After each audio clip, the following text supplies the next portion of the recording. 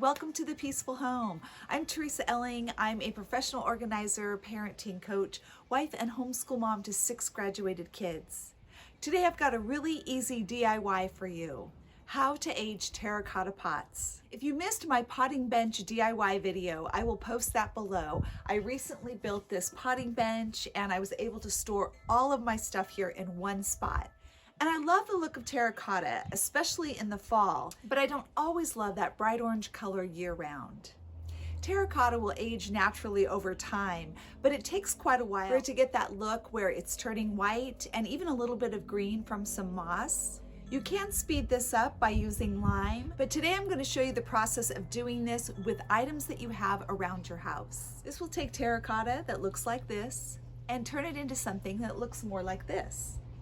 I'm focusing on terracotta today, but you can use this exact same technique to do a stoneware look on other pots, like this black one, or even on this lamp that I did a while back.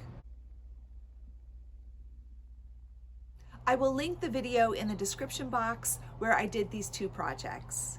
So this is what you need to get started. You need some kind of drop cloth, old towel, or newspaper. You also need some white paint. For this project anyway, if you're doing something different, you can use another color.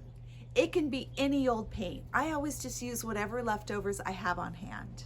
You also need baking soda, some acrylic paint in a mossy green, a clear matte sealer, stirring sticks or popsicle sticks, some plain dirt or sand, and one optional item is joint compound. It can be found at any hardware store.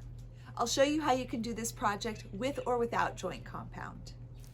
I start by mixing my paint. I pour just a little bit in a disposable cup, and then I add the baking soda.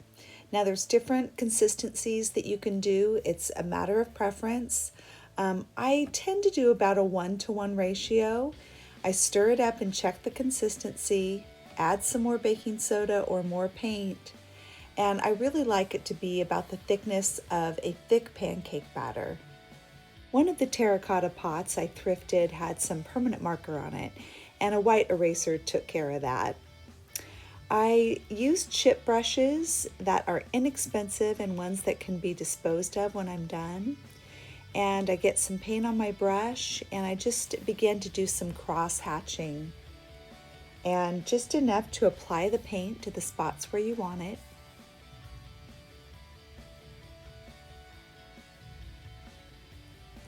Once I have a good amount of paint on, I'm going to hold my pot over the dirt or sand and begin to apply it and rub it into the paint.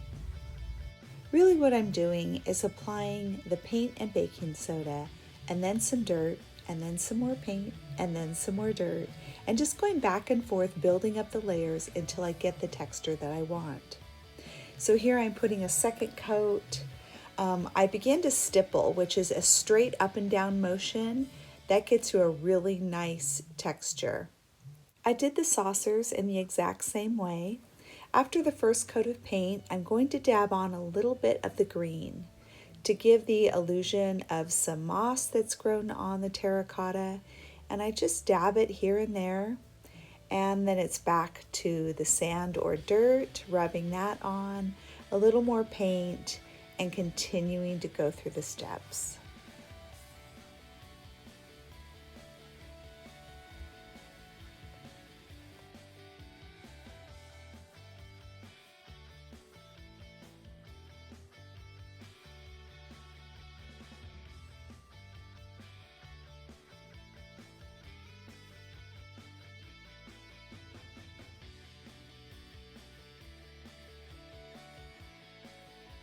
When it came to this little pot, I decided to try a really light coat of paint and baking soda, and then 1 coat of dirt, and that was it. I did this one really simply.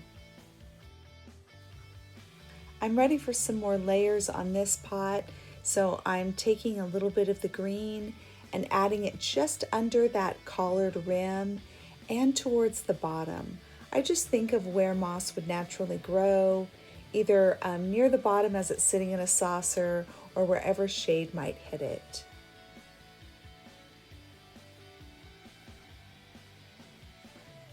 Again, going over it with a little more paint and baking soda, cross-hatching, and doing some stippling as well.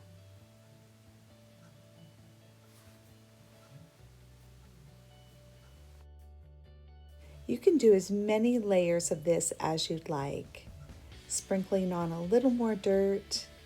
I also want to make sure to get some of the paint mixture on the inside of the pot so that wherever the dirt level comes up, you don't see the terracotta color. The reason some people use joint compound is just to build up a thicker layer without having to use so much paint. So dabbing that on with your brush will provide a little more texture, and then all you do is continue to follow the steps. You can add soil at that point and then begin to layer on more of the paint and baking soda, more soil, etc. Last step is to spray the matte clear finish, and I spray the inside as well as the outside to just seal everything up and make sure that the paint and dirt don't chip off.